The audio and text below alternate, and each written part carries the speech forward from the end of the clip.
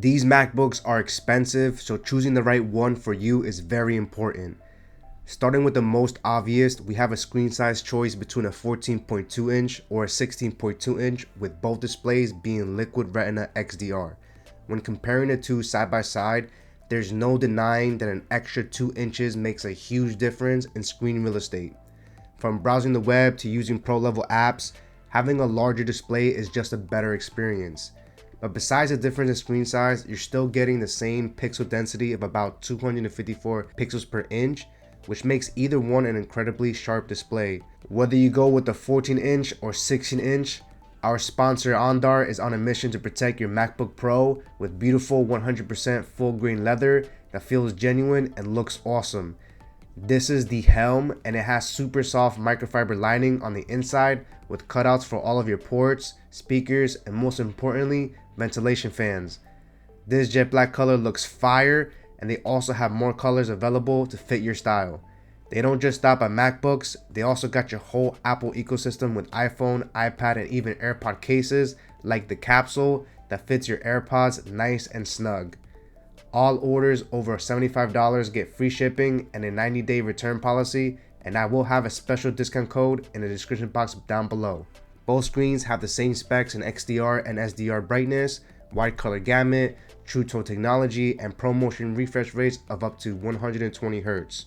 So what about the performance? When comparing pre-configured options between the two, it's easy to assume that the 14-inch MacBook Pro is inferior to the 16-inch. Starting with the M3 series chips, Apple has added the base M3 chip in the MacBook Pro lineup, but only on the 14-inch.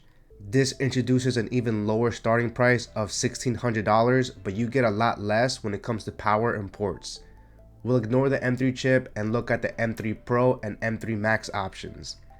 Starting with the M3 Pro, the 14-inch starts at $2,000 for a 11-core CPU, 14-core GPU, while the 16-inch starts at $2,500 for a 12-core CPU, 18-core GPU.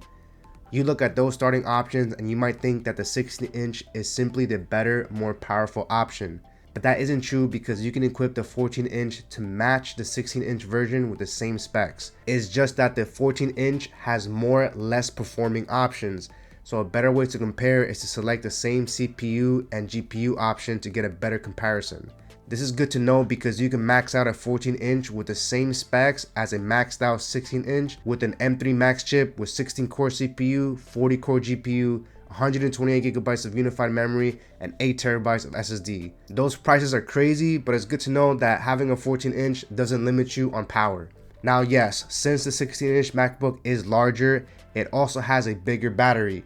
So when it comes to battery life, the 16-inch MacBook is advertised up to 22 hours, while the 14-inch is up to 18 hours. This is a 4-hour difference and honestly isn't much of a deal breaker.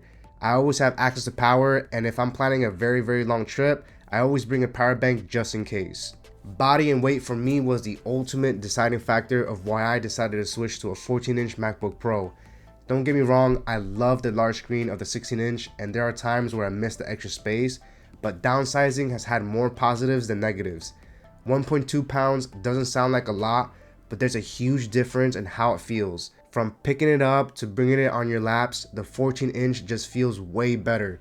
I find myself using my 14-inch more often because it feels more comfortable to hold. When I was using the 16-inch, the only place it felt comfortable was if I had it on a desk or table. The smaller body was also great because it doesn't take up so much space. It's easier to travel with, and overall makes me happy I downsized.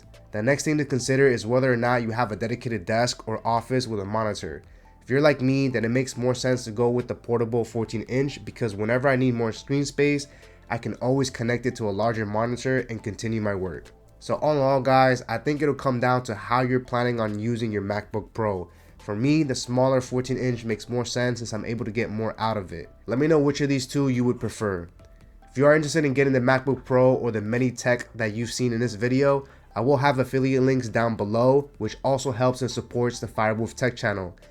I want to thank you for sticking to the end of the video and would also like to know your thoughts and feedbacks in the comments down below. I hope this video was helpful for you guys, and I would love your support with a like, share, and subscribe. Firewolf out.